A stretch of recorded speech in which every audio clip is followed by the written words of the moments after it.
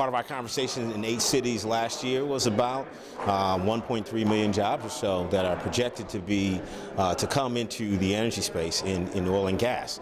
And our communities, communities of color, will have a significant opportunity to compete for those jobs if the communities are prepared. So the conversation was about, one, the opportunity and letting folks know, but parallel to that about planning, working with the communities to plan about how to prepare. In America, we have a significant challenge with our education system in that both Hispanics and African Americans don't graduate from high school at the numbers that they should be.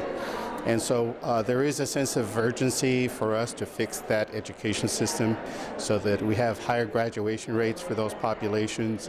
And then beyond that, they have to be enticed, if you will, to get into the STEM occupations, STEM training, science, technology, engineering, and math. And then beyond that, there's a lot of trade occupations that offer great opportunities like welding, pipe fitters, and so forth, that also need a focus and an attention to train that workforce so that the industry is able to develop the way we think it should.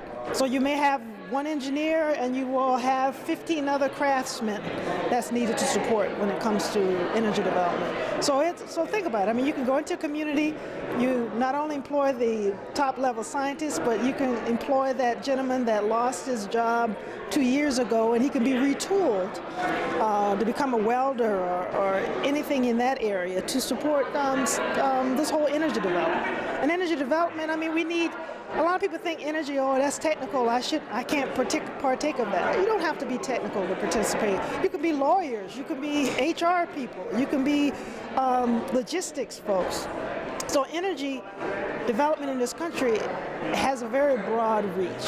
To be at a point in time when it's not a tough sell, to have organizations like API come to you and say, you know what, we want to spend our resources and our time focusing on this particular issue, I think says so much. It is not about me or my colleagues and other organizations going out to groups and saying, hey, this is really important, and we think, and trying to get them to buy into the idea. It is about organizations coming to us and saying, listen, we recognize that we need to be broader and more expansive in the types of people that we recruit. And so I think, you know, that's part of the reason why people know that when you talk with them, they understand that we're being very authentic and transparent and truthful about what our intentions are.